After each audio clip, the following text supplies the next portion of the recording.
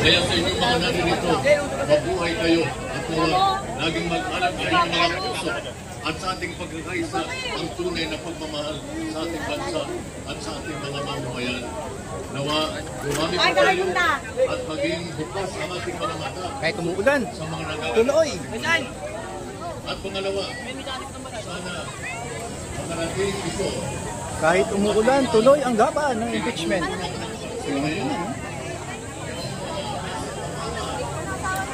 Dapat ay nakalilipot sa isang bayan na naalala Ito yung mga makikipaglaban sa impeachment, ano? Pangatlong araw na ngayon. malungkot at kapatid ang nangyayari ang kanilang tingin sa kanilang mga Tayo mo. ay hindi nawa mabago ang kanilang at sila nawa ay Ulan lang eh. Ito, di Lasal oh. Sara out. Taong bayan naman.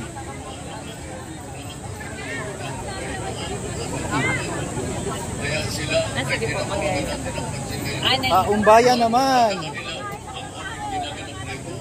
makilala nila at sana mag-isip-isip sila at tingnan nila kung Atin. ano itong ating ginaganap at ano ang ating hinahanap at ano yung kanilang dapat na ganapin. Ayun sana yung dapat, respect the constitution, kaso hindi naman nire-respeto nila, di ba? Walang kwenta mga senador, no? Iilan lang sa mga senador ang may kwenta diyan, no?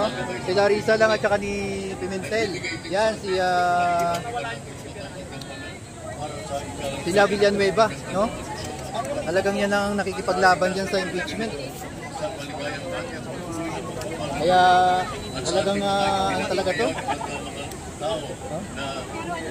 Ito, titignan natin to. Yan. Titignan natin to.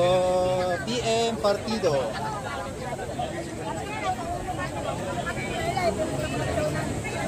Shame on justice. Dami, no? Mga tao. Nagsayang lang ako.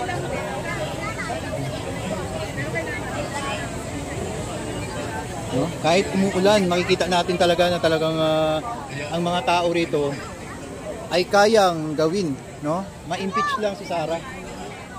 Talagang initiis kahit umuulan, sige lang. Sen Traidor, cheese, no? Nakalagay oh. Ayan oh. Sana matauhan na itong mga senador na ito na dinidelay yung ating impeachment, trial.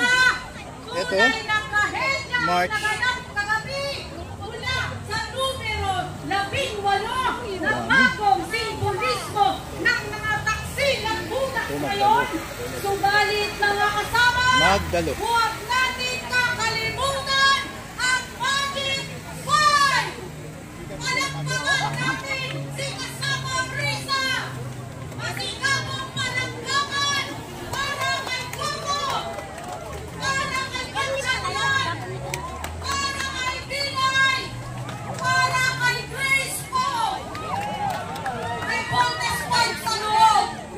Huwag natin kakalimutan, kapirasuhan, bumuhin pa rin ito ng pagkilala sa konstitusyon at pagkilala sa abuso. We demand impeachment. Ang ibinigay ng 18, remand at back to sender. Tatandaan natin, sila'y ating sisingin at marmarkahan ng 18 Judas! At ngayon tayo muli ay kumuwi. Alam niyo ba mga kasama kung ilan na tayo ngayon? Tayo ay 10,000 na! Kung abot na tayo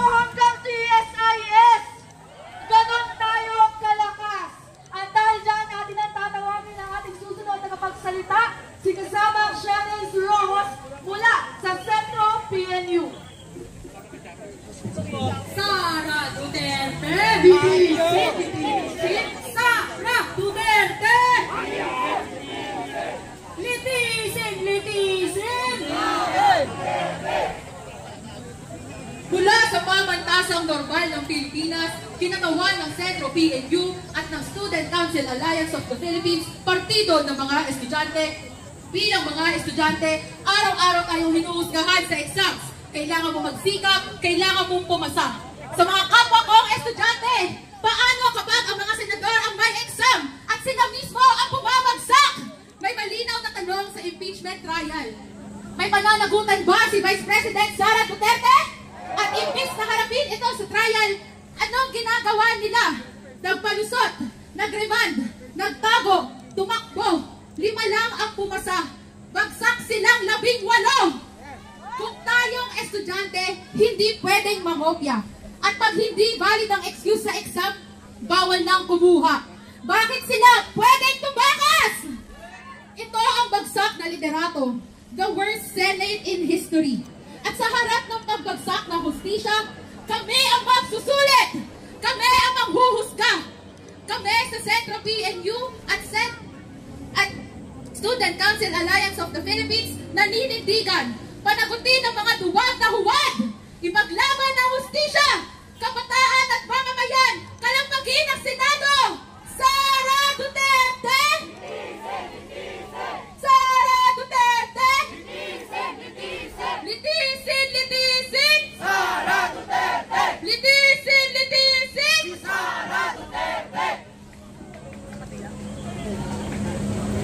Maraming salamat at muli dumagundong ang tinig ng kabataan! At sa ating susunod na tagapagsalita, isa sa mga pinakapopular sa telebisyon at sokmen, Profesor, matikas na kababaihan, maganda at ekonomista, si kasamang Cielo Magno!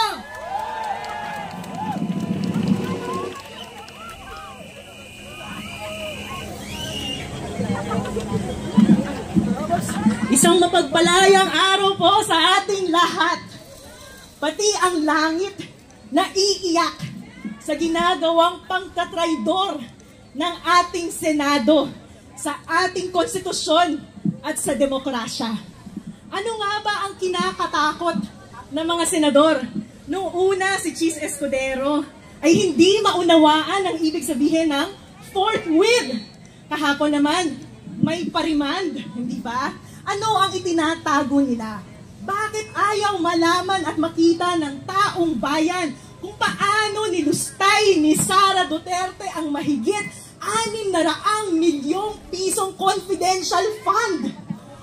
Bakit ayaw nilang ipakita sa taong bayan at bigyan ng pagkakataon si Sara Duterte magpaliwanag kung gaano kabilis siyang yumaman sa kabila ng pagiging vice mayor at mayor ng Davao?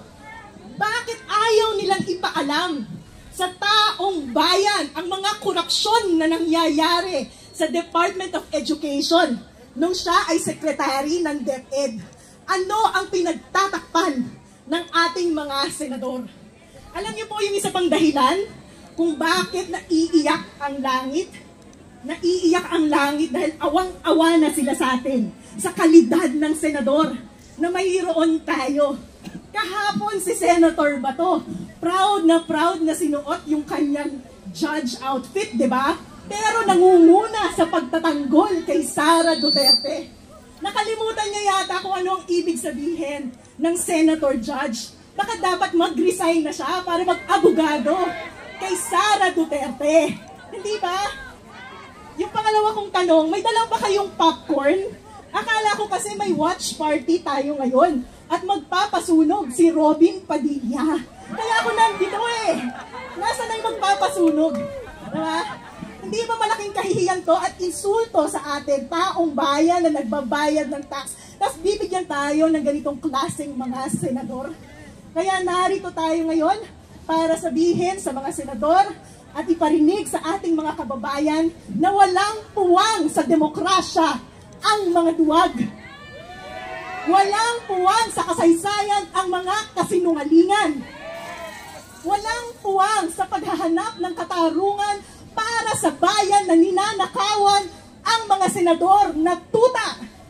At higit sa lahat, walang puwang sa lipunang ginagago ang pananahimik Kaya ang sigaw ng bayan, Sara Duterte, litisin, she's Escudero.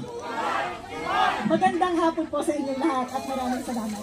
Maraming salamat.